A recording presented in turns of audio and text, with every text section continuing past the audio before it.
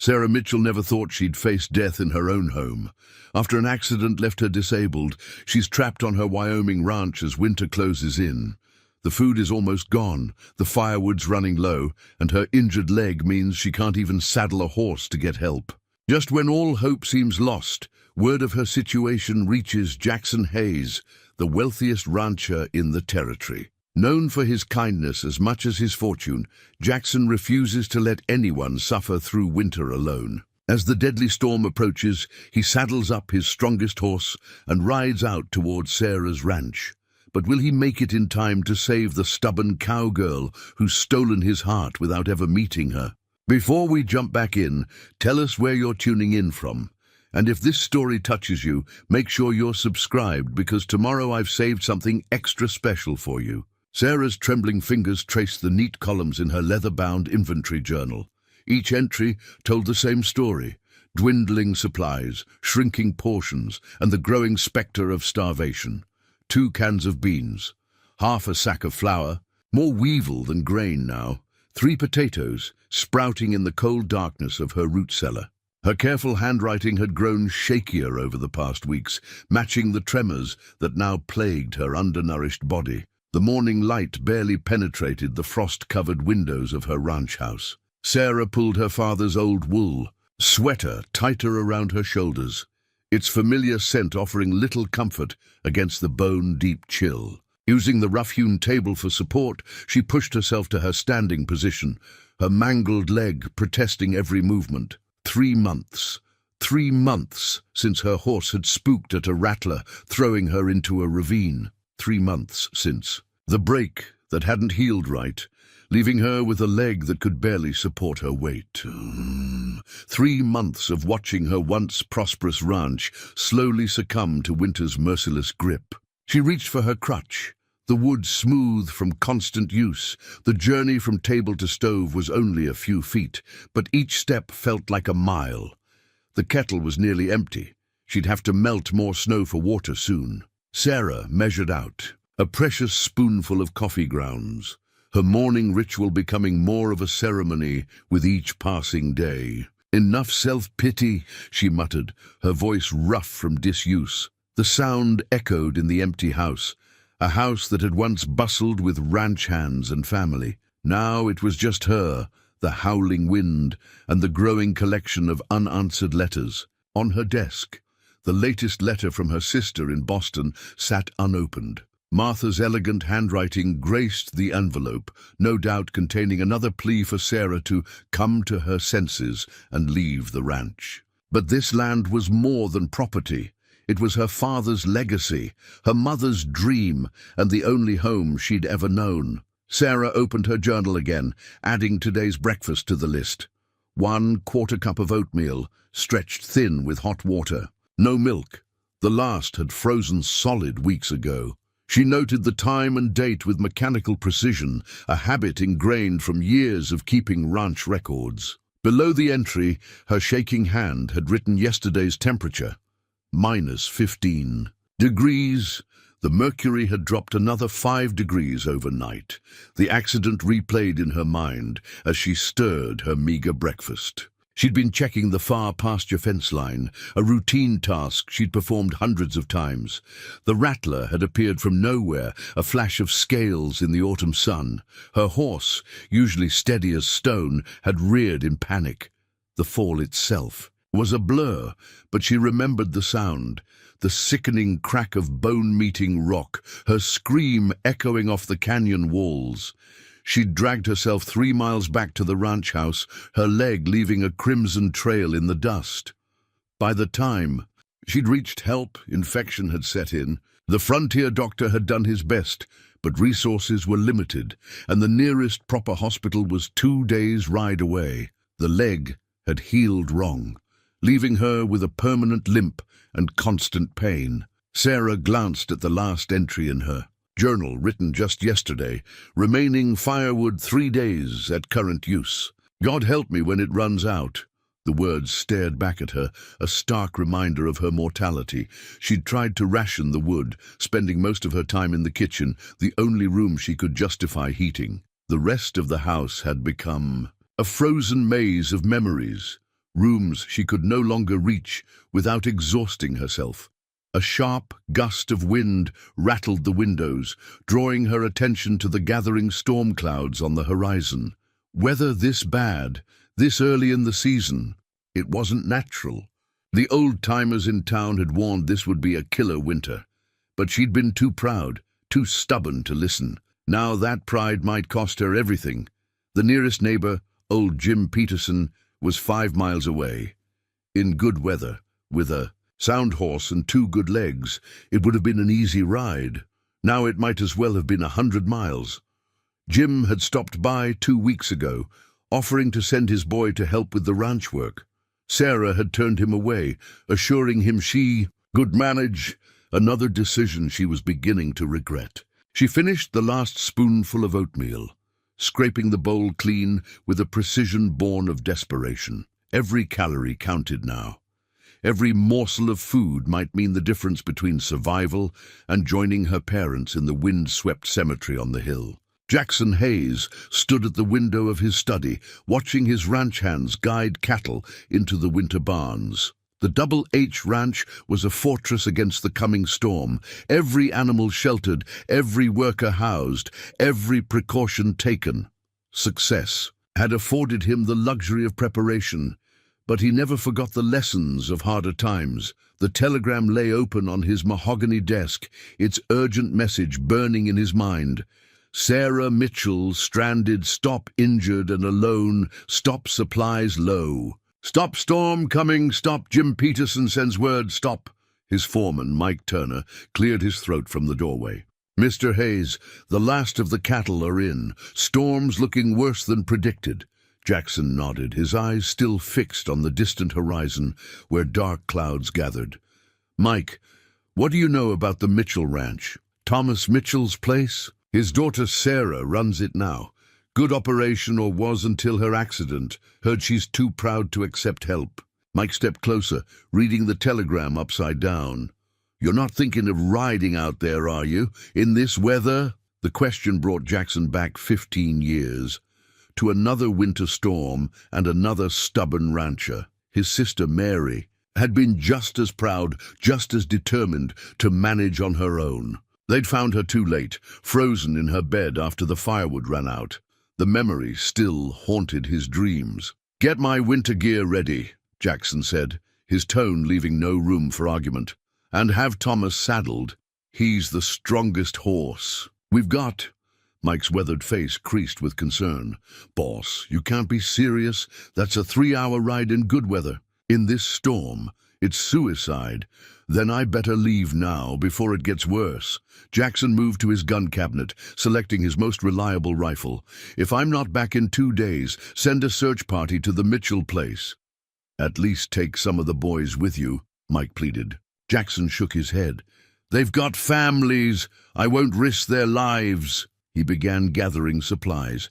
Medical kit, preserved food, matches in waterproof containers. Each item chosen with the precision of a man who knew wilderness survival wasn't about luck. It was about preparation. The ranch's success had made Jackson one of the territory's wealthiest men, but wealth meant nothing if you couldn't use it to help others. His father had taught him that, along with every other lesson about ranching and life. A man's true worth, he'd said, is measured not by what he has, but by what he gives. As he packed, Jackson's mind wandered to the stories he'd heard about. Sarah Mitchell.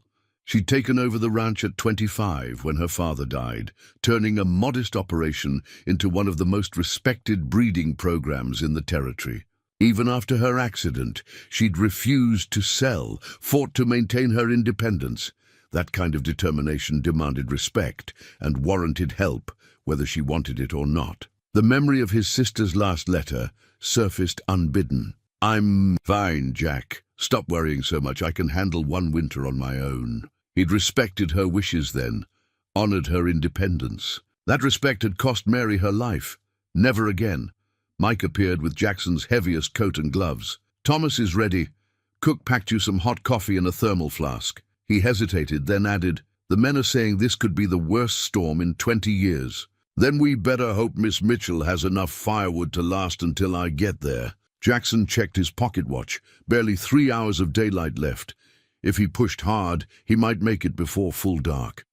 The sound of distant thunder rolled across the prairie as Jackson mounted Thomas. The big bay stallion shifted uneasily, sensing the approaching storm. Around them, snowflakes had begun to fall, fat, wet flakes that meant business. "Boss," Mike called out as Jackson turned toward the ranch gate. "What if she won't accept help?" Jackson's laugh was grim. "Then she can argue with me where it's warm, with a full belly and a hot fire." He touched the brim of his hat in farewell. "See you in 2 days, Mike. Keep the lights on."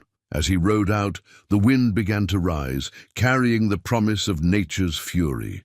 But Jackson Hayes had never been one to back down from a fight, whether it was against the elements or human stubbornness.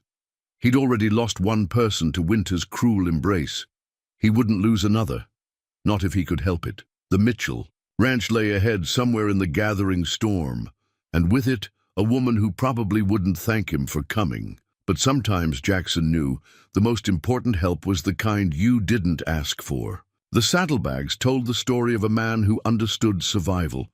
Jackson checked each item methodically: bandages, antiseptic, morphine for emergencies. The doctor's kit he'd started carrying after Mary's death had saved more than one life over the years. Next came the food: pemmican, dried beef, hardtack, all carefully wrapped to keep dry. A metal tin of matches, each one dipped in wax. 2 full canteens, plus a collapsible canvas bucket for melting snow. "You're really doing this," Mike said, holding Thomas's bridle as Jackson made his final checks. The snow was falling faster now, the wind picking up strength with each gust. Jackson tightened the cinch on his saddle, feeling Thomas's warm breath against his neck. Someone has to. The collection of supplies had grown with each person who'd heard of his plan. Cook had insisted on including her special restoration broth, sealed in glass jars and wrapped in thick wool. The blacksmith contributed an ingenious folding stove he'd designed for cavalry scouts. Even young Billy, the stable boy, had brought out his prized possession, a compass that had belonged to his father in the war. "That storm's coming in from the north," old Pete, the ranch's weather watcher, called from the barn door. "Going to push temperature down to 20 below, maybe worse. Wind's going to be the real killer, though." Jackson nodded, mentally calculating distances and landmarks. The route to the Mitchell Ranch wasn't complicated. Follow Copper Creek for the first hour, then cut east at Lightning Ridge, keeping the Twin Peaks to the north. Simple enough in clear weather. In a snowstorm, with visibility dropping by. The minute, those same landmarks could become a deadly maze. He pulled out his map, already marked with alternate routes and shelter points. 3 line camps between here and the Mitchell place, if things got desperate. An abandoned mining shack, just off the main trail. Places to hole up if the storm proved too fierce even for his determination. "Boss," Mike said quietly, "you've done everything you can for this territory. No one would blame you for waiting out the storm." Jackson's hand stilled on the map. "You remember what my father used to say about wealth? That it's not about what's in your pocket, but what's in your heart." "Exactly." Jackson folded the map carefully, tucking it into his inner coat pocket. "What good is all this if we don't use it to help others? What's the point of success if we let our neighbors suffer?" The memory of Mary rose again. Her fierce independence, her refusal to accept help, her belief that accepting assistance meant admitting failure. He'd respected her choice then, honored her stubborn pride. That respect had haunted him every day since. Thomas shifted beneath him, eager to move despite the weather. The big bay was mountain-bred, sure-footed in snow, and strong enough to carry 2 if necessary. Jackson had paid a small fortune for him 3 years ago, and the horse had proved worth every penny. A final check of his gear, rifle secured but accessible, extra ammunition dry and protected, knife on his belt, backup blade in his boot. The weight of his father's pocket watch in his vest pocket, its steady tick a reminder that every minute counted. The ranch hands had gathered at the gate, their faces showing a mixture of concern and admiration.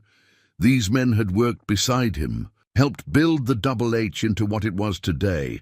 They understood what drove him, even if they thought him crazy for riding out. "If we're not back in 2 days," Jackson called to Mike, "send help, but not before. No sense risking more lives than necessary." Mike nodded, his expression grim. "Godspeed, boss." The first mile was deceptively easy, the snow still light enough to see the trail. Thomas moved confidently, his hooves finding solid ground beneath the growing white blanket. But Jackson could feel the storm's power building, see the way the clouds churned overhead like a pot coming to boil. Behind him, the Double H's buildings disappeared into the swirling snow. Ahead lay 3 hours of hard riding, if he was lucky. If not, he pushed the thought away, focusing instead on the rhythm of Thomas's stride, the weight of the supplies that might mean life or death for a woman he'd never met. The wind carried a sound like wolves howling, though Jackson knew it was just the storm's voice calling its challenge across the prairie. He pulled his scarf tighter, squared his shoulders, and pressed on. The real test was still to come. Sarah's father's pocket watch ticked steadily in her palm, its warmth fading as quickly as her hopes. 4 o'clock, and the storm had turned the afternoon dark as twilight. She'd been rationing the firewood, feeding the stove just enough to keep the pipes from freezing, but now even that modest goal seemed impossible. Her leg throbbed with each drop in temperature, the poorly healed bone a better weather predictor than any barometer. The pain had grown worse over the past hours, a deep ache that no position could ease. Even the leftover laudanum from Doc Wilson's last visit couldn't touch it now. "Just hold on," she whispered to herself, watching ice crystals form intricate patterns on the kitchen window. "Someone will come." But the words rang hollow in the empty house. A particularly fierce gust rattled the windows, and Sarah heard something crack in the barn. Her horses were out there, Thunder and May, the last of her father's prize breeding stock. She'd managed to get them fresh hay this morning, but the water troughs would be freezing over. The thought of her animals' suffering drove her to her feet. Using the furniture for support, she made her way to the hook where her heavy coat hung. Each step sent shooting pains up her leg, but Sarah had learned to work through pain. It was move or die, and she wasn't ready to die yet. "Come on, old girl," she muttered, reaching for her crutch. "Just to the barn and back. You can do this." The distance to the barn had never seemed so vast. In her mind, she could see her father making this same walk thousands of times, in all kinds of weather. A rancher's first duty is to their animals, he'd always said. Even on the day he died, he'd insisted on checking the horses one last time. Sarah pulled open the heavy door, and the wind nearly knocked her down. Snow stung her face like needles, and her bad leg buckled. She caught herself against the doorframe, breathing hard. The barn was only 50 yards away, but in this weather, it might as well have been 50 miles. The first step into the snow sent a shock of cold through her boot. By the third step, she couldn't feel her toes. The crutch kept sinking into the deepening drifts, making each movement a battle. But Sarah Mitchell hadn't survived 3 months of isolation and injury by giving up easily. Halfway to the barn, the world started to spin. She'd been limiting herself to 1 small meal a day, trying to stretch the remaining food, and her weakness was catching up with her. Black spots danced at the edges of her vision, and the cold seemed to reach right into her bones. Just a few more steps, she gasped, but her body had other ideas. Her injured leg gave out entirely, sending her sprawling into the snow. The fall knocked the wind from her lungs, and for a moment all she could do was lie there, watching the snow swirl overhead. The pocket watch had fallen from her coat in the fall. She could see it glinting in the snow, just out of reach. Her father's voice echoed in her memory. "Time's the one thing you can't get back, Sarah girl. Use it wisely." Using the crutch as a lever, she managed to push herself to her knees. The watch was still ticking, she noticed as she retrieved it. Still keeping perfect time despite everything. Like her father had been. Like she tried to be, reliable, steady, unstoppable. But as she looked up at the barn, still 20 yards away, Sarah felt something she hadn't allowed herself to feel in months: despair. Her clothes were already soaked through, her fingers numb, her strength fading. If she didn't get back to the house soon, she wouldn't make it back at all. "I'm sorry," she whispered to the horses she couldn't reach, to her father's memory, to her own stubborn pride. Turning back was the hardest decision she'd ever made, but staying in the snow meant certain death. The return journey was even worse. Twice she fell, each time taking longer to rise. By the time she reached the porch, tears had frozen on her cheeks, and her entire body shook with cold and exhaustion. Inside, the fire had died to embers. Sarah collapsed into her father's old chair, too drained even to remove her wet clothes. As darkness gathered outside, she clutched the pocket watch, its steady ticking now the only sound besides the howling wind. "Please," she whispered, though she wasn't sure who she was asking. "Please, help me." The storm's only answer was another violent gust that made the whole house creak, like a ship about to sink beneath icy waves. Jackson's compass was the only thing keeping him on course now. The storm had erased the world beyond a few feet of his horse's head, turning familiar territory into an alien landscape of white. Thomas pressed forward with steadfast determination, but even the mighty bay's strength was being tested by the deepening snow and relentless wind. "Easy, boy," Jackson murmured, brushing ice from the horse's mane. "We're not quitting yet." They'd lost the trail an hour ago, when the snow covered the last visible landmarks. Now Jackson was navigating by instinct and the small brass compass, its needle wavering between north and salvation. Every few minutes he had to clear the ice from its face, his gloved hands clumsy with cold. The temperature was dropping faster than he'd anticipated. Even through his heavy coat, Jackson could feel the deadly bite of the wind. His beard was frozen solid, and ice had formed on his eyelashes, making it hard to blink.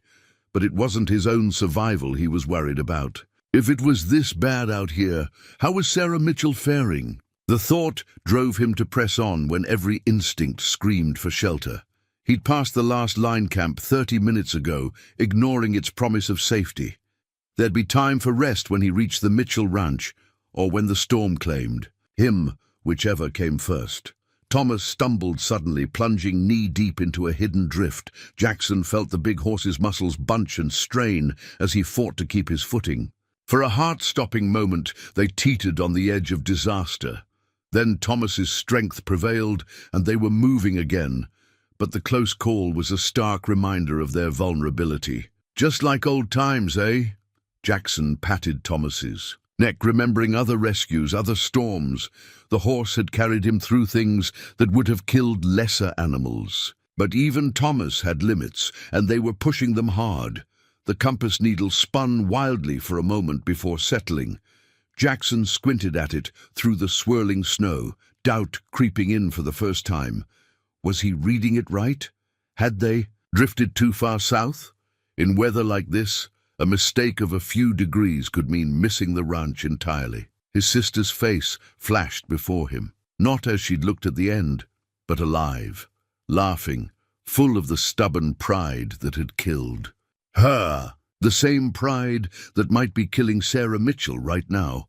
"Not this time," he growled into the wind. "Not on my watch." The storm seemed to take his defiance as a challenge. The wind rose to a screaming pitch, driving snow and ice horizontally across their path. Thomas's ears flattened against his head, but he didn't falter, putting one massive hoof in front of the other with mechanical precision. Jackson had lost all sense of time. His pocket watch was frozen shut, and the sky was an unchanging grey void that offered no clues. They could have been riding for hours or days. Only the compass kept them going, its needle pointing the way with unwavering certainty. When the shadow loomed out of the whiteness, Jackson almost missed it. Then Thomas's head came up, his nostrils flaring. The horse knew the smell of other horses, even through the storm. They had to be close to the Mitchell ranch. But close wasn't. Good enough? Not with night coming on and the temperature still dropping. Jackson pulled his scarf down, trying to clear his ice-clogged nostrils for a better sense of direction. The wind punished him instantly, stealing his breath and replacing it with needles of ice. Through the gaps in the swirling snow, more shadows appeared and disappeared like ghosts. Trees, fences, buildings, everything looked wrong in the storms. Twisted light. Jackson felt a moment of pure terror. Had they somehow gone in a circle? Were these his own ranch buildings they were seeing? Then Thomas whinnied, the sound almost lost in the wind. An answering call came from somewhere ahead. The Mitchell horses, Jackson realized. They'd caught the scent of a strange stallion and were responding. "Good boy," he told Thomas, his voice cracking with cold and emotion. "Find them, boy, find them." The big horse needed no encouragement. He turned slightly, moving with new purpose toward the sound. Jackson leaned forward in the saddle, straining to see through the white chaos. Somewhere ahead was a woman who didn't know help was coming. A woman who, like his sister, might be too proud to admit she needed saving. "Hold on, Sarah," he whispered into the storm. "Just hold on." Sarah stared at the last match in the box, its red tip promising one final chance at warmth. Her hands shook as she held it, not just from the cold now, but from the fever she could feel building in her bones. The failed attempt to reach the barn had soaked her clothes, and she hadn't had the strength to change them properly. The fire had died completely while she dozed in her father's chair, leaving the kitchen as cold as a tomb. Her breath came out in white puffs, each one a little weaker than the last. The thermometer by the window had stopped working when the mercury froze, but Sarah knew the temperature had to be well below zero. "Make it count," she whispered, her voice strange in her ears. One match, 3 pieces of kindling, and the last chunk of firewood. No room for mistakes. She struck the match. Nothing. Her heart stopped as she stared at the unlit match. The sulfur head was intact, but no flame appeared. Too cold, she realized with growing horror. The matches were too cold to light. Sarah tried to stand, thinking, to warm the match with her body heat, but her legs betrayed her. She crashed to the floor, the match skittering away under the stove. A cry of despair escaped her lips as she watched her last hope disappear into the shadows. The fall had jarred her injured leg, sending fresh waves of agony through her body. But worse than the pain was the knowledge that she couldn't get up. Her strength was gone, sapped by cold and hunger and the fever that made the room spin even. While lying still, "Get up," she commanded herself, her father's voice echoing in her memory. Mitchells don't quit, but her body wouldn't obey. The most she could manage was to drag herself closer to the stove, using her arms to pull her weight across the rough wooden floor. The motion sent her father's pocket watch sliding from her coat pocket. It landed face up, its hands still marking. Time with merciless precision. 6 o'clock. Night was falling. Strange shapes danced at the edges of her vision. Was that her mother in the corner, hanging washing as she used to do? No, just her coat on its hook, swaying in drafts that found every crack in the old house's walls. Sarah tried to focus, to think through the fog settling over her mind. There were things she should be doing, important things. The horses needed water, the chickens needed to be checked, bills needed paying. A laugh bubbled up, slightly hysterical. Bills. What did bills matter now? The fever was making it hard to tell what was real. She could have sworn she heard hoofbeats outside, but that was impossible in this storm, just like she thought she'd heard her father's voice calling her name earlier. "I'm sorry, Papa," she mumbled, her words slurring. "I tried to keep it going, tried to make you proud." The cold was becoming almost comfortable now, a dangerous sign she recognized distantly. Her eyelids grew heavy, each blink lasting longer than the last. Somewhere in the back of her mind, a voice was screaming at her to stay awake, but it seemed so much easier to just rest for a moment. Her last coherent thought was of the horses, poor Thunder and May, waiting in the barn. At least they had hay, at least they had each other. The house creaked creaked and groaned around her, ice crackling in its joints like breaking bones. Or maybe those were her bones crackling as the cold crept deeper. It was getting hard to tell the difference between herself and the house. Both of them, dying slowly, both of them alone. Sarah's eyes drifted to the window, where the storm painted ghostly patterns in the frost. Was that a light out there? No, couldn't be. No one would be fool enough to ride in this weather. No one would come for her now. The pocket watch ticked on, counting down moments she no longer had the strength to count. Her father had always said the watch would run forever if you wound it regular. Seemed he was right about that, at least. Just need to rest, she whispered to the empty room. Just for a minute. The darkness at the edges of her vision began to close in, soft and welcoming as a warm blanket. Sarah didn't fight it anymore. She was so tired of fighting. Outside, the storm howled its triumph, and somewhere in the distance a horse screamed. The frozen door yielded to Jackson's third shoulder strike, ice cracking like gunshots as it burst inward. Wind and snow howled through the opening, but he was already moving, guided by instinct and desperation. The house was dark and cold as a grave, a comparison he refused to dwell on. Miss Mitchell, his voice seemed swallowed by the darkness. Sarah. The beam of his storm lantern swept across abandoned rooms, each one empty and frosted with cold. Then he reached the kitchen, and his heart nearly stopped. A figure lay crumpled by the stove, unmoving. No, he breathed. Not again. Jackson crossed the room in 2 strides, dropping to his knees beside her.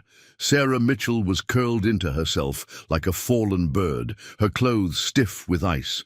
Her skin was pale as new snow, lips tinged blue. But when he pressed fingers to her throat, a pulse fluttered weakly against his touch. Thank God, he muttered, already shrugging off his heavy coat. Stay with me, Sarah, stay with me. She didn't respond as he wrapped her in the coat, didn't stir as he lifted her like a child. So light, he thought. Too light. How long had she been rationing food? The stove was stone cold, but his practiced eye found kindling stacked nearby. One-handed, holding Sarah against his chest with the other arm, he began feeding small sticks and paper into the firebox. The matches from his waterproof tin caught instantly, and soon a small flame flickered to life. You're safe now, he told her unconscious form. I've got you. Jackson worked quickly, efficiently, the way his father had taught him. More wood on the fire. Storm shutters closed against the wind. Snow melted for water. Every few minutes, he checked her pulse, relieved to find it growing stronger. When color finally began returning to her cheeks, he allowed himself to breathe. She was going to make it. He hadn't been too late this time. Sarah stirred, eyelids fluttering. Jackson knelt beside her, ready but uncertain. Would she be afraid, finding a stranger in her home? Would she reject his help like Mary had? Her eyes opened, fever bright, but focusing slowly on his face. Are you? Her voice was barely a whisper. Are you real? Real as they come, Mom. He held a cup of warm water to her lips. Small sips now. She managed 2 swallows before turning her head away. The horses, they're fine. I checked. The barn first, got them fresh water and more hay. Who? Jackson Hayes, from the Double H.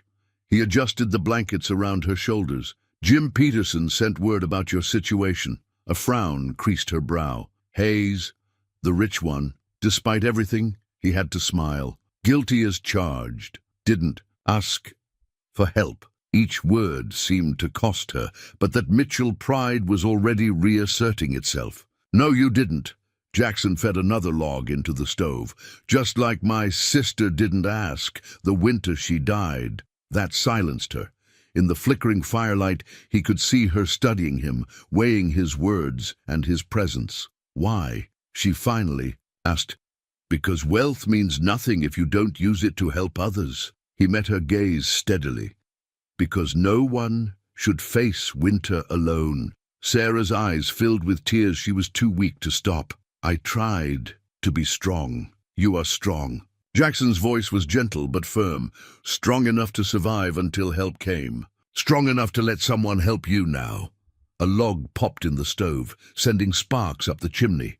Outside, the storm raged on, but in here, warmth was slowly returning. Sarah's breathing had eased, and some of the tension had left her face. "Rest," Jackson told her. "We can talk more when you're stronger." She was already drifting off, but her hand found his, squeezing weakly. "Thank you," she whispered. Jackson waited until she was fully asleep before carefully withdrawing his hand. There would be time later for conversations, for figuring out how to help without wounding her pride. For now, it was enough that she was alive, that he hadn't failed. This time, he settled into a chair by the stove, prepared to keep watch through the night. On the floor where he'd found her, Sarah's father's pocket watch kept ticking, marking the moments of a life that would continue after all. The storm could rage all it wanted now. Inside this kitchen, hope had rekindled along with the fire. The medical kit spread before Jackson told a story of careful preparation. Bandages, herbs, tinctures, everything chosen with purpose. He'd learned field medicine during his early ranching days when doctors were scarce and emergencies common.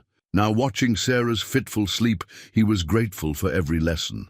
Her fever worried him most. The thermometer from his kit showed 102 degrees and climbing. Hypothermia followed by fever was dangerous. He'd seen it kill strong men in the mountains, but Sarah Mitchell was proving stronger than most. "No," she muttered, trying to push away the damp cloth he pressed to her forehead. "Have to check. The fences. Fences can wait," he said quietly, noting how she calmed at the sound of his voice. "Your job right now is getting better." While she slept, Jackson had taken stock of the ranch's situation. The kitchen told the story of her careful rationing, nearly empty shelves, precisely measured portions. She'd managed her resources well, but no amount of careful planning could have prepared for this winter. He'd found her journal by the stove, its neat columns showing dwindling supplies. The last entry was smudged, the usually precise handwriting shaky. "God help me when it runs out." "He did," Jackson murmured, adding another log to the fire. "He sent me." Sarah stirred again, her eyes opening clearer than before. "Mr. Hayes?" "Jackson," he corrected, helping her sit up slightly. "Think you can manage some broth?" She nodded, though he could see the effort it cost her. Pride warred with necessity on her face as he held the cup to her lips. The broth was one of Cook's special recipes, rich with nutrients needed for healing. "Your horses," she said after a few sips. "Are they in your barn with yours, all settled for the night?" He smiled at her priorities. "Thomas, that's my bay, has already made friends with your pair." "Thunder and May!" A shadow crossed her face. "I tried to reach them earlier. That's how you got soaked." It wasn't a question. He'd seen the tracks in the snow, the struggle journey that had nearly killed her. "They're fine. You're the one we need to worry about." Sarah's hand trembled as she reached for the cup again. This time, he let her hold it herself, staying close in case her strength failed. "Why did you come?" she asked. "Really?" Jackson was silent for a moment, stoking the fire. "My sister Mary lived alone, ran her own place. Proud, independent, like you." He met Sarah's eyes. "Storm came early that year. By the time I decided to check on her, roads were blocked. Took us 3 days to reach her place. What happened? Found her in her bed. Fire had gone out. Food was there, but she..." He swallowed hard. "Doctor said she'd been gone about a day when we arrived." Sarah's free hand found his arm, her touch light but steady. "I'm sorry. Since then, I made a promise. Not going to let pride kill anyone. Else not if I can help it." The wind howled outside, rattling windows, and reminding them both how close she'd come to sharing Mary's fate. Sarah shivered, and Jackson tucked the blankets tighter around her. "I'm not..." She paused, gathering strength. "I'm not used to needing help. None of us are." He checked her fever again. Still high, but not climbing. "But needing help doesn't make you weak. Sometimes it just makes you human." She managed a weak smile. "Is that what you tell all the stubborn ranchers you rescue?" "Only the ones worth saving." Their eyes met, and something passed between them. Understanding, perhaps, or the beginning of trust. Then Sarah's strength failed, and she sagged back against the pillows. "Rest," Jackson said, taking the empty cup. "The storm's not letting up any time soon, and you've got some healing to do. You'll stay." The question was barely a whisper, but he heard the fear behind it. Fear of being alone again, of waking to find this had all been a fever dream. "Not going anywhere," he promised. "Got nowhere better to be than right here." Sarah's eyes drifted, closed, her breathing evening out. In sleep, the lines of worry smoothed from her face, making her look younger, more vulnerable. Jackson settled back in his chair, prepared for another night of watchful waiting. Outside, the storm raged on, but it had lost its power to frighten. In this kitchen, with the fire crackling and Sarah sleeping peacefully, they had created a fortress against the cold. And in that fortress, something new was taking root, something neither of them had expected to find in the heart of winter. Dawn broke on the third day with Sarah sitting up in her father's old rocker, hands wrapped around a steaming cup of coffee. Real coffee from Jackson's supplies, not the stretched thin brew she'd been rationing. The simple pleasure of it brought tears to her eyes that she quickly blinked away. "Good?" Jackson asked, his own cup warming his hands as he leaned against the stove. "Best I've had in months." She took another careful sip, savoring the rich flavor, though that might be the starvation talking. His expression tightened at her attempt at humor, and Sarah regretted the words immediately. Over the past 2 days, as her fever broke and strength slowly returned, she'd learned to read the shadows that crossed his face when she mentioned how close she'd come to dying. "Sorry," she said softly. "That wasn't funny." "No, it wasn't." He set his cup down, came to crouch beside her chair. "But you're alive. That's what matters." The morning light caught his face, and Sarah studied him properly for the first time since he'd burst through her door. Strong features, weathered by sun and wind, but kind. Eyes that saw too much, maybe, but didn't judge. Not what she'd expected from the territory's wealthiest rancher. "Tell me about her," Sarah said suddenly. "Your sister." Jackson was quiet. For so long she thought he wouldn't answer. Then he pulled up a chair, settling in with the air of a man preparing to unlock a long-closed door.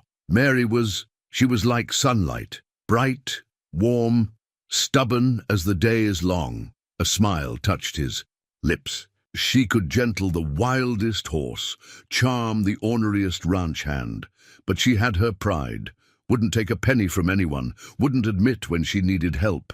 "Sounds familiar," Sarah murmured. "She was running her place alone after her husband died, doing fine too until that winter." His hands tightened on his cup. "I kept thinking I should check on her, but she'd been so adamant about handling things herself. Didn't want to insult her by showing up uninvited." "It wasn't your fault, wasn't it?" He met her eyes. "I knew she was too proud to ask for help, knew the storm was coming, but I respected her independence more than I loved her life." Sarah reached out, touched his arm. "You were honoring her wishes, and now I honor her memory by not making the same mistake twice." He covered her hand with his. "When Jim's message came about you, I didn't think twice.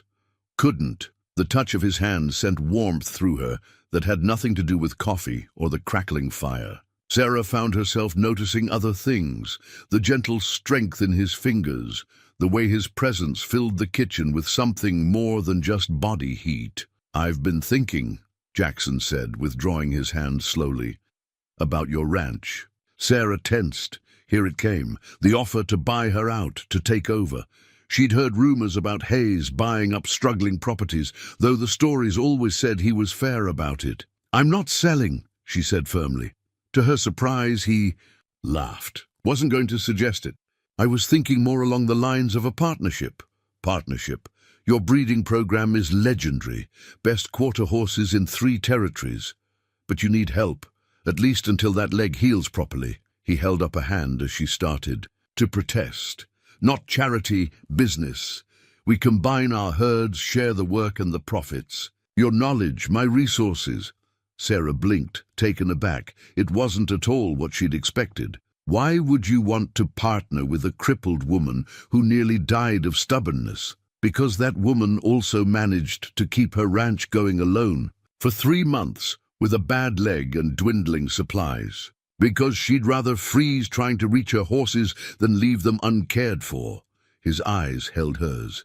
Because someone that determined, that capable, would make one hell of a partner. The proposal hung between them, full of possibilities. Neither of them was ready to name. Sarah looked down at her coffee, seeing her reflection in the dark liquid. Yesterday, her future had seemed as empty as her pantry. Now, "I'll think about it," she said finally. Jackson smiled, and something in Sarah's chest tightened. "That's all I'm asking.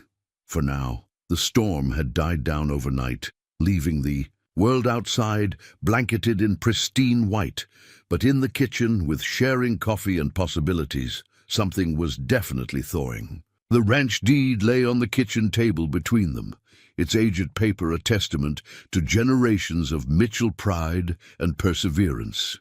Sarah traced her fingers over her father's signature as she listened to Jackson's warning about the approaching storm. "This one's worse than the last," he said, spreading out a weather map he'd brought from his saddlebags. 3 days of heavy snow, temperatures dropping to 30 below. We need to make a decision. "I'm not leaving." Sarah's voice was quiet but firm. A week of proper food and rest had restored some of her strength, but they both knew she wasn't fully recovered. "Sarah." Jackson ran a hand through his hair in frustration. "Your house isn't ready for this kind of cold. The north walls got damage from the last storm. The roof needs work. Then we'll fix it. In time for tomorrow night? Even with 2 good legs and a full crew, that'd be pushing it." He gentled his voice. "My offer still stands.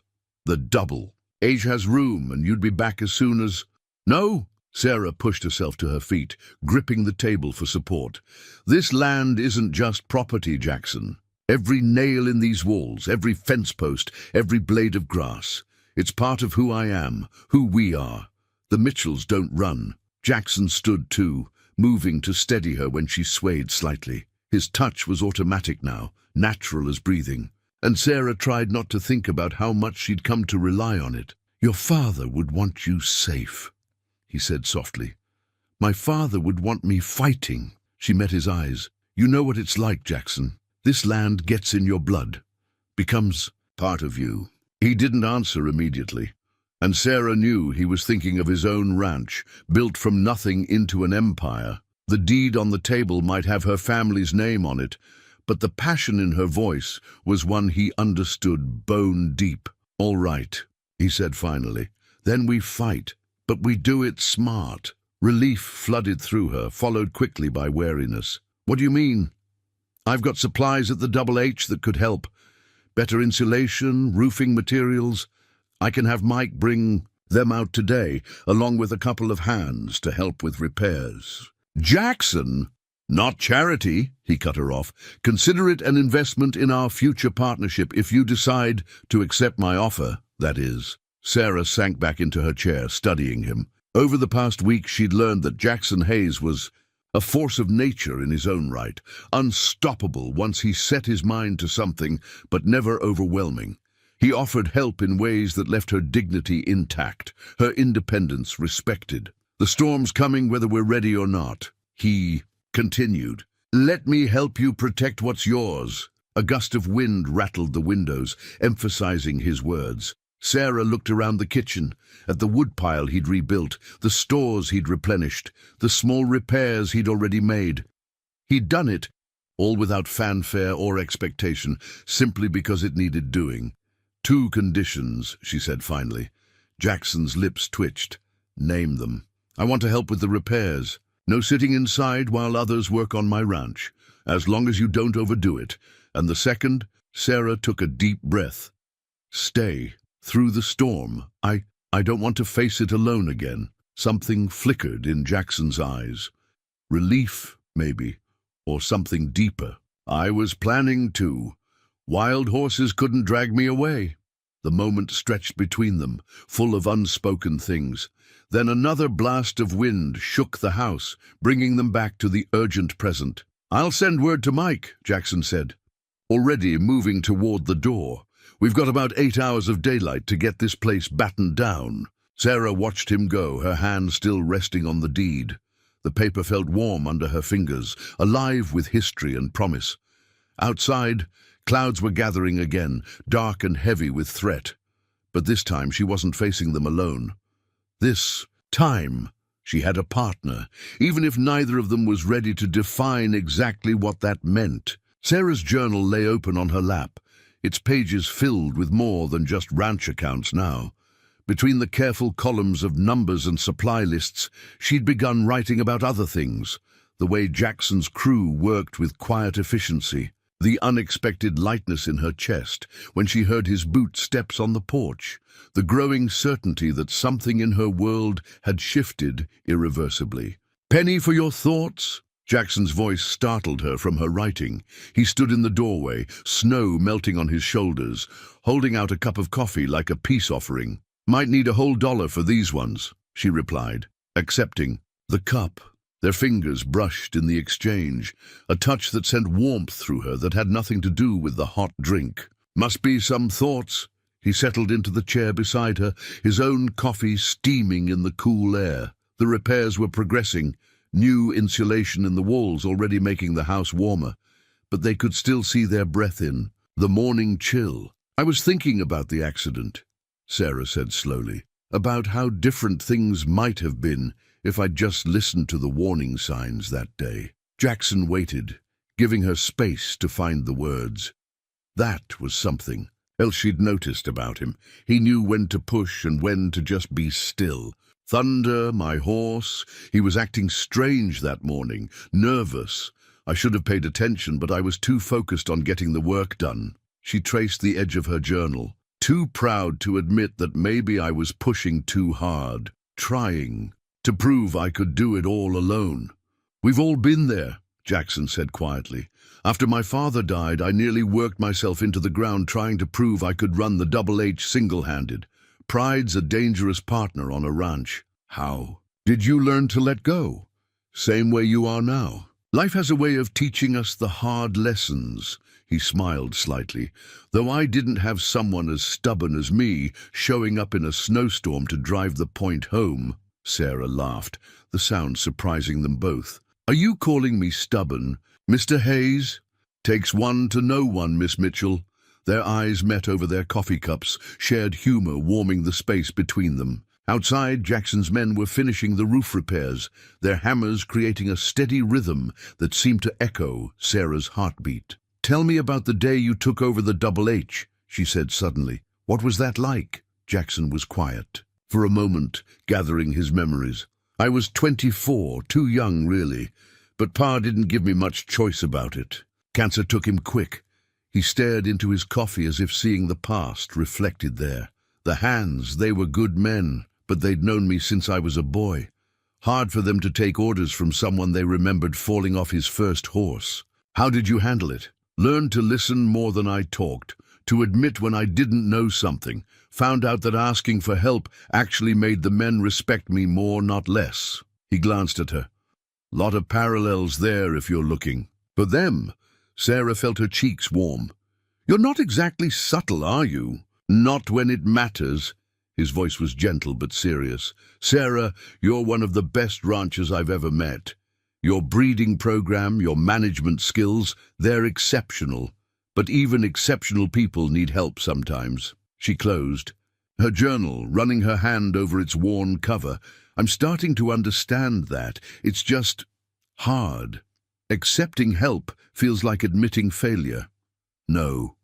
Jackson's hand covered hers on the journal. "It's admitting you're human. There's strength in that too." The touch of his hand sent electricity up her arm, and Sarah found herself holding her breath. They'd been dancing around this growing attraction for days, both too cautious to acknowledge it directly. "Jackson, A shout from outside interrupted her. Mike, Jackson's foreman, was calling for him, something about the approaching storm. Jackson squeezed her hand once before releasing it. Hold that thought, he said, rising. We've got work to finish before this weather hits. Sarah watched him go, her hand still tingling where he'd touched it. In her journal, the blank page, waited for words she wasn't quite ready to write, but they were coming. Like the storm on the horizon, like the changing seasons, some things couldn't be held back forever. The old clock on the mantel ticked back to life under Jackson's careful hands. Its restored heartbeat filling the kitchen with a sound Sarah hadn't heard since before the first storm. She watched him work from her chair by the stove, admiring the gentle precision of those strong hands as they coaxed the delicate mechanism back to life. My father could never get that thing running right, she said, shaking her head in wonder. How did you learn to fix clocks? My grandfather. Jackson adjusted something tiny with a watchmaker's tool. He said a man should know how to fix anything he might need to count on. Clocks, guns, fences, trust, they all need regular maintenance. The way he glanced at her on the word trust made Sarah's heart skip a beat. The past 2 days of preparation had changed things between them, though. Neither had put it into words yet. Speaking of maintenance, he continued, closing the clock's face, how's the leg today? Better. It wasn't just politeness. Her leg actually was improving with proper rest and care. I might even be ready to help with the barn repairs tomorrow. Jackson's hands stilled. Sarah, I know my limits now, she said quickly. I'm not talking about climbing rafters, but I can't sit here forever while everyone else works. He turned to face her fully, and something in his expression made her breath catch. No one thinks you're sitting idle. You've been directing repairs, managing supplies, planning for after the storm. That's work too. It doesn't feel like enough, because you're used to doing everything yourself. He moved to kneel beside her chair, his eyes level with hers.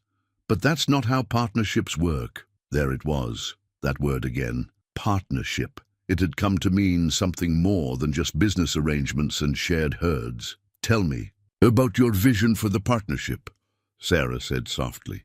Really tell me. Jackson was quiet for a moment, gathering his thoughts. Outside, the wind was picking up again, but the newly repaired walls stood firm against it. I see our herds combined, your breeding expertise paired with my resources. Both ranches operating independently but supporting each other. Shared work, shared profits. He paused. Shared lives, maybe, if that's something you might want. Sarah's heart thundered in her chest. That's quite a business proposal, Mr. Hayes. Not just business. His hand found hers, warm and steady. Sarah, I've known since I found you in this kitchen that you were someone special, someone who could match me, challenge me, make me better than I am alone. Jackson, let me finish. His thumb traced circles on her palm, sending shivers up her arm. I'm not asking for anything right now. You need time to heal, to find your footing again. But I want you to know that when you're ready, I'm here, whatever you want this to be. The clock ticked steadily in the background as Sarah looked at their joined hands. A week ago, she'd been dying in this same kitchen, too proud to ask for help.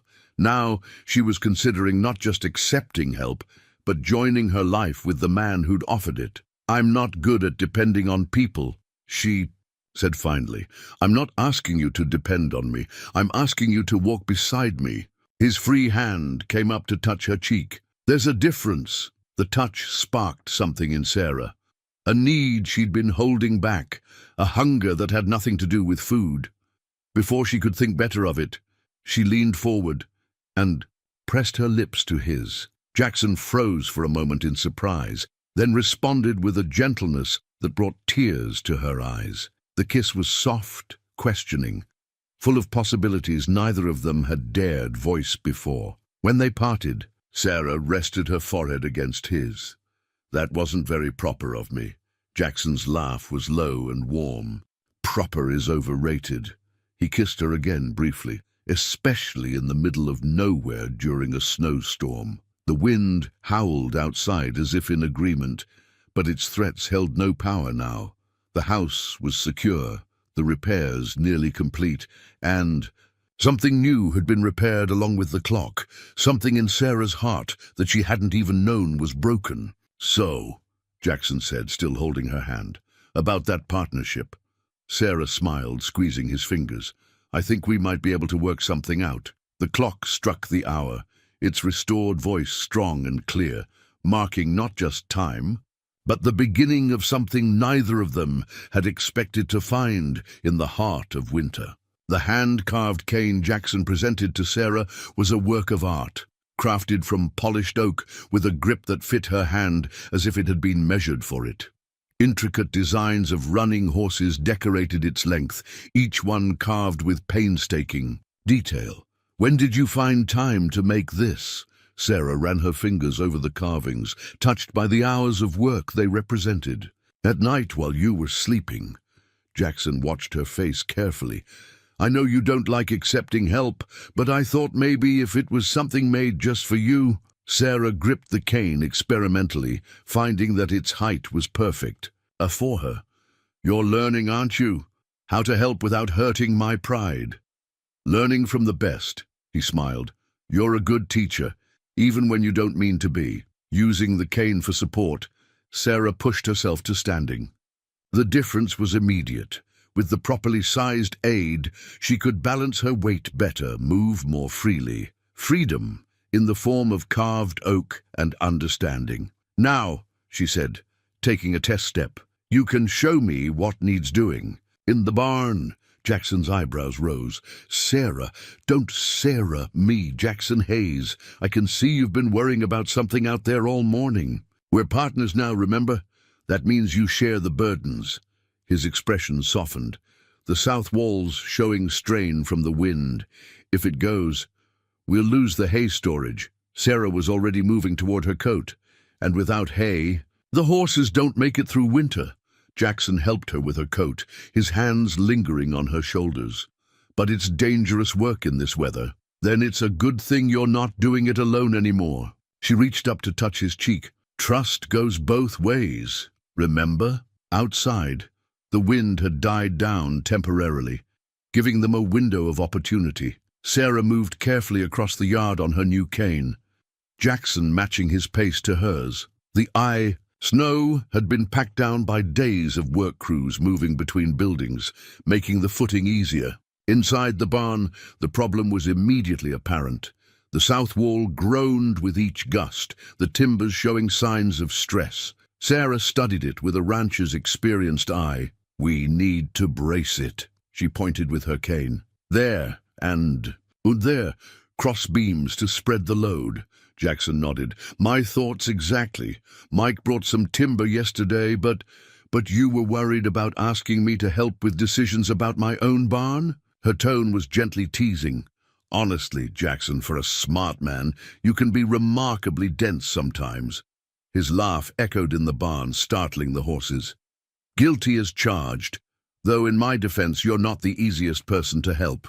Look who's talking." Sarah moved closer to the wall, running her free hand over the weathered wood. "My father built this barn 30 years ago. Said he made it strong enough to outlast him." "It will," Jackson said quietly, "with a little help." They spent the next hour planning the repairs, Sarah pointing out the barn's quirks and stress points, while Jackson calculated materials and manpower needed. It was a dance of expertise, her deep knowledge of the property complementing his experience with large-scale repairs. "The hands can start on this tomorrow," Jackson said finally. "Should take about 2 days, if the weather holds." "Our timings." "Good then. Storm's due in 3 days." Sarah caught his surprised look. "What? You think you're the only one who can read weather signs?" "I think you're amazing." The words seemed to slip out before he could stop them. Sarah felt her cheeks warm. "You're just saying that because I know how to brace a barn wall. I'm saying it because it's true." Jackson stepped closer, one hand coming up to cup her cheek. "Because every day I find new reasons to be glad I rode out in that storm. Even though I'm stubborn." Her free hand fisted in his coat, pulling him closer. "Especially because you're stubborn." His smile was tender. "Stubborn enough to survive. Until I got here, stubborn enough to keep me honest, stubborn enough to make sure this partnership is equal." Their kiss was interrupted by the sound of approaching horses, Mike and the work crew arriving with supplies. Sarah stepped back reluctantly, straightening her coat. "Equal partners," she said firmly. "Starting now." Jackson nodded, understanding. All she wasn't saying. The wall would be fixed, the storm weathered, the ranch preserved. Together, as it should be. The carved cane in Sarah's hand was no longer just a support. It was a symbol of how to help with love, how to accept with dignity, and how two stubborn hearts could find strength in sharing their burdens. The first crocus pushing through the melting snow caught Sarah's eye as she and Jackson walked the fence line. She stopped, leaning on her cane to point out the tiny purple bloom to him. "First flower of spring," she said softly. "Papa always said they were God's way of promising winter can't last forever." Jackson squeezed her hand, his grip warm despite the lingering chill in the air. "Your father seems to have been a wise man. He would have liked you." Sarah straightened, testing her weight on her healing leg. Once he got past the whole rich ranchers thing, and how long would that have taken? Jackson's eyes crinkled with amusement. "Oh, about as long as it took me." She smiled up at him. "Though you did have the advantage of dramatic rescue in your favor. The past week had brought gradual but steady improvements. The repaired barn stood strong against the last storm, which had proved milder than expected. Sarah's leg was healing better with proper rest and care, and the ranch was showing signs of recovery everywhere they looked. "Speaking of dramatic," Jackson said, helping her over a rough patch of ground, "Mike brought the breeding records from the Double H this morning. I'd like you to look them over, see if any of our bloodlines would complement your program."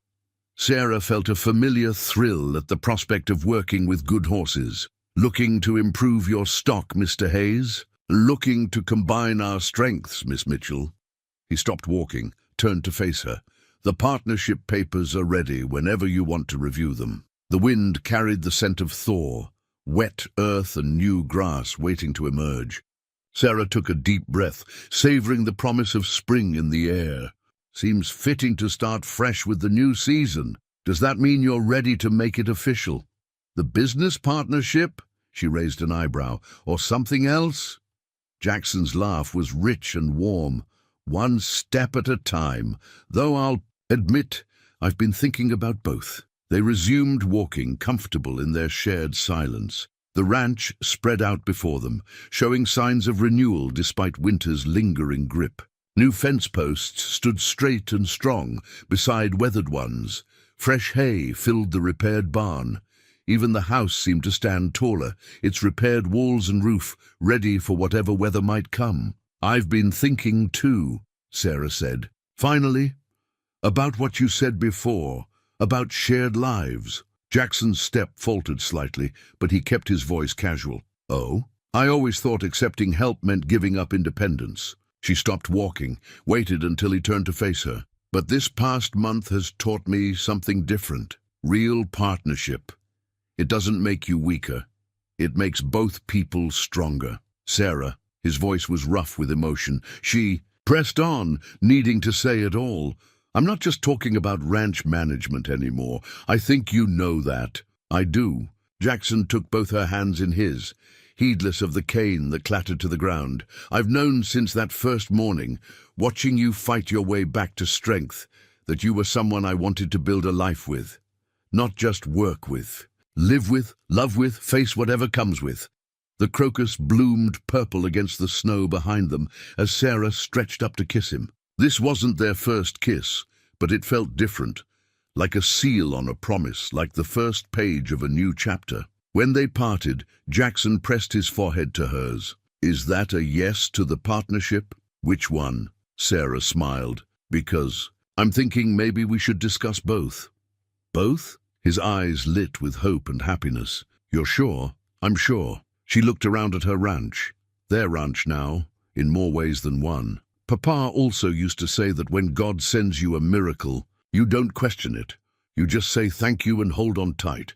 Jackson retrieved her cane, handed it back with a flourish. "Your father really was a wise man." They continued their inspection of the fence line, making plans both spoken and unspoken.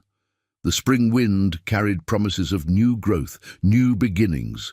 new life stirring beneath the melting snow, and in a protected corner by the fence, watched over by two people learning to build a future together, the first crocus of spring turned its face to the warming sun, proving once again that no winter lasts forever.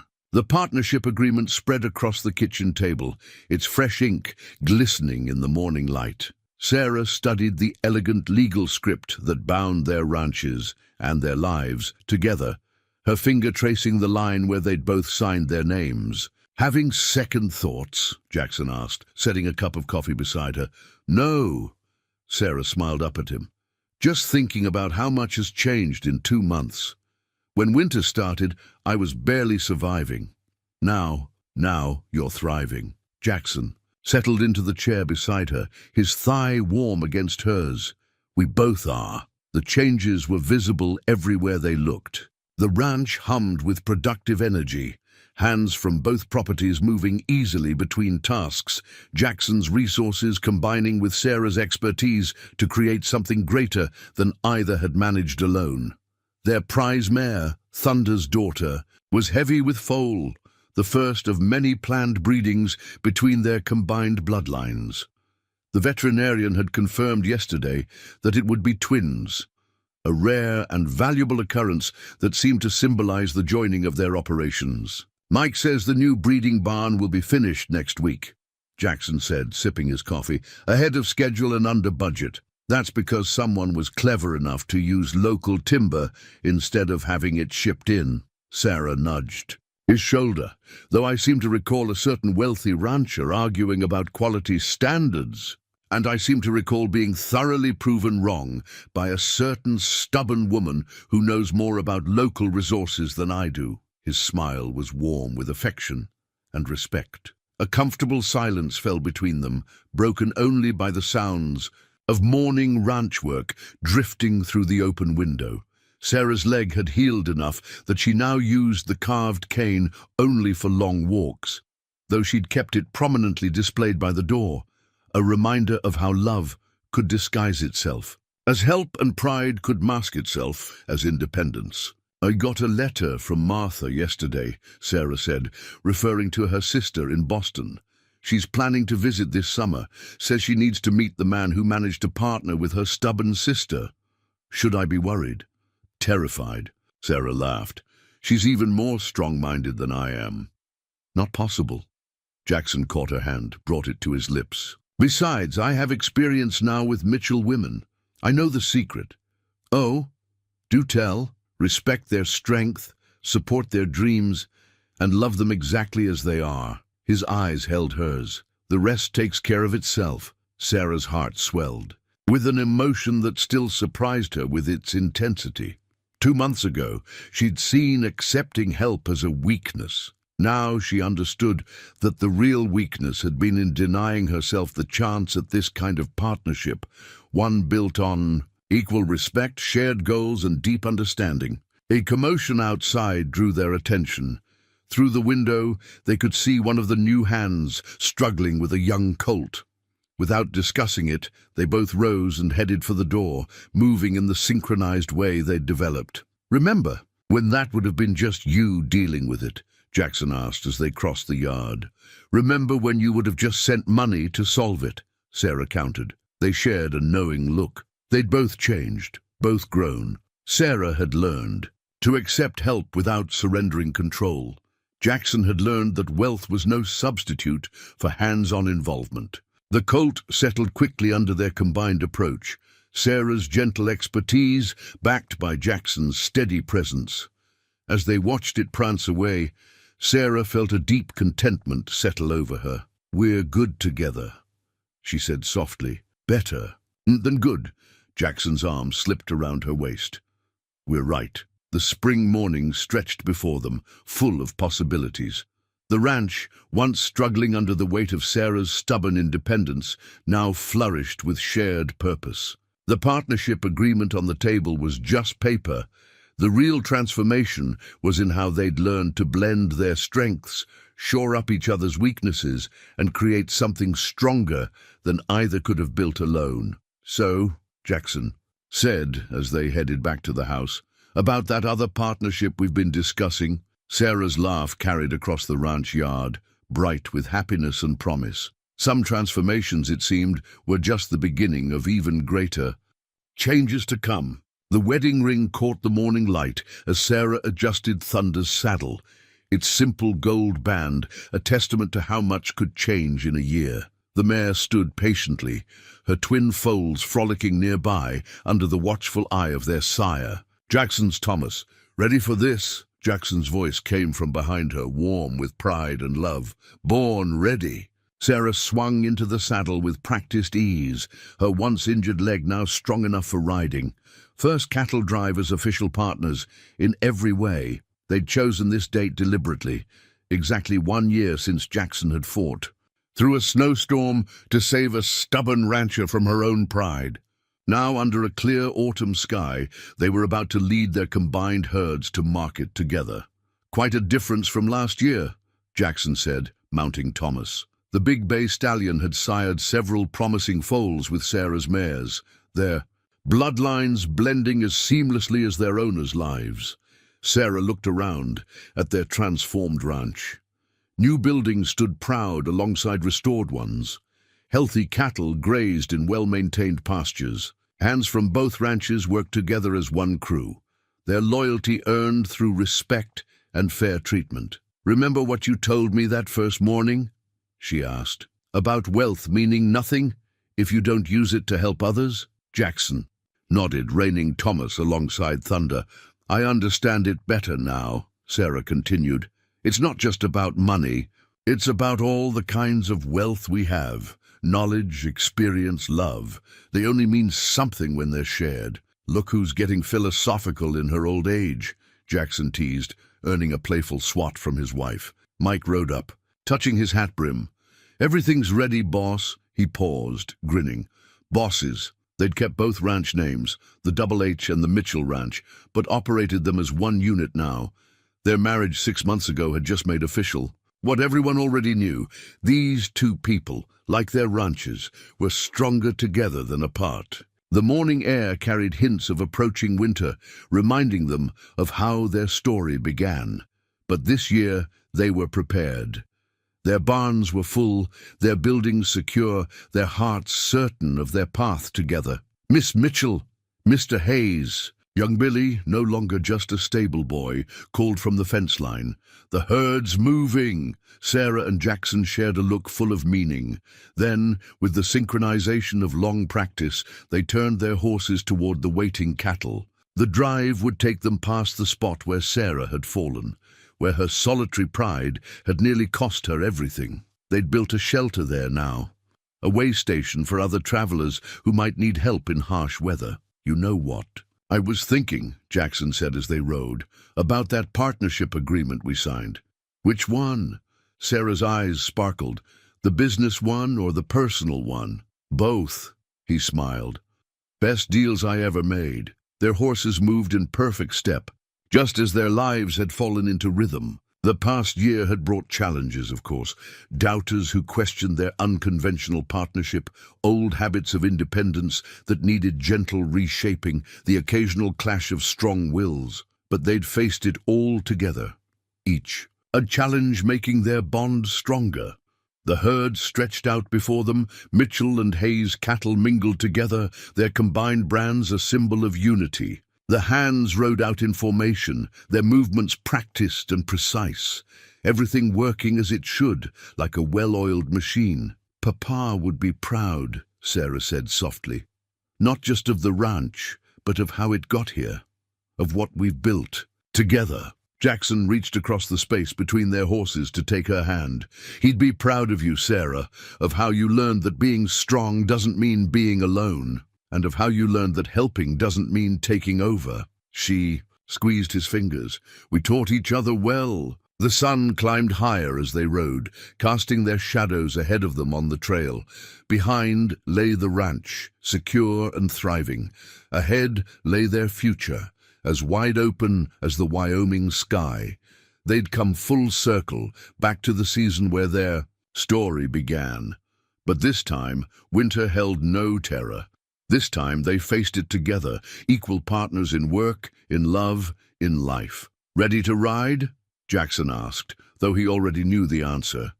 Sarah's smile was bright as the ring on her finger. "With you, always." 5 years later, the family portrait hung in the place of honor above the mantel, capturing a moment of perfect happiness.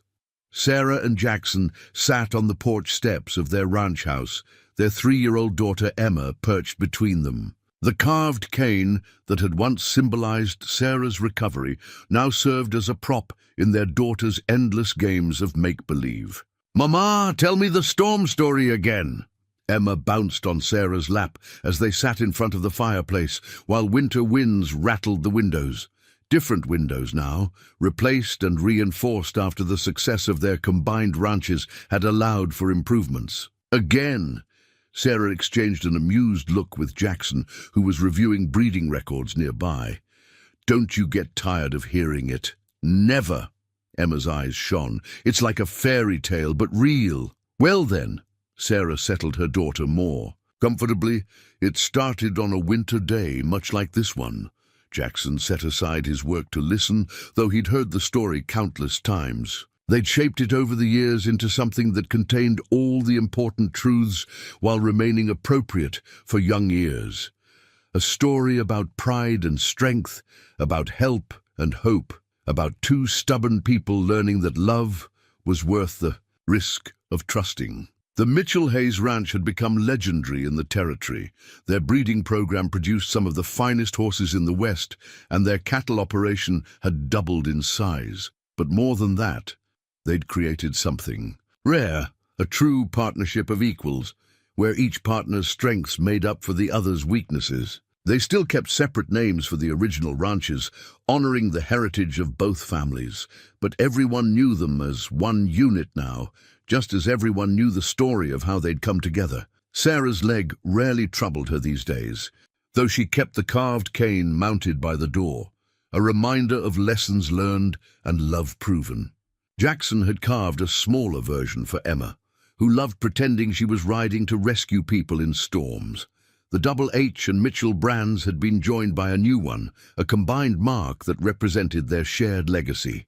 It appeared on their finest horses, the ones that carried both bloodlines, just as Emma carried both their names. They'd built something their daughter would be proud to inherit someday, not just the ranch, but the story of how it came to be. The story of a woman strong enough to accept help and a man wise enough to offer it with respect. The story of how love could heal not just bodies, but pride, and how two independent spirits could find strength in joining forces. As Emma drifted off to sleep in her mother's arms, the story finished once again. Sarah caught Jackson's eye over their daughter's head. "Think she'll ever get tired of hearing it?" she whispered. Jackson rose to lift Emma gently from Sarah's lap. "Hope not. It's a good story to grow up with. Teaches all the right lessons. About stubbornness?" Sarah's eyes twinkled. "About love," he corrected, leaning down to kiss her after settling Emma on the couch. "About how sometimes the worst storms bring the best gifts." Outside, snow began to fall. Fat, lazy flakes that promised a good blanketing by morning. But inside, the fire crackled warmly, and the family portrait smiled down at them, and all was right with their world. They'd learned that some storms you weather alone, and some you face together. They'd learned that true partnership means supporting each other's strength, not trying to protect each other from every hardship. They'd learned that love, like a well-run ranch, requires both independence and cooperation. Most of all, they'd learned that happy endings aren't endings at all. They're really just better beginnings.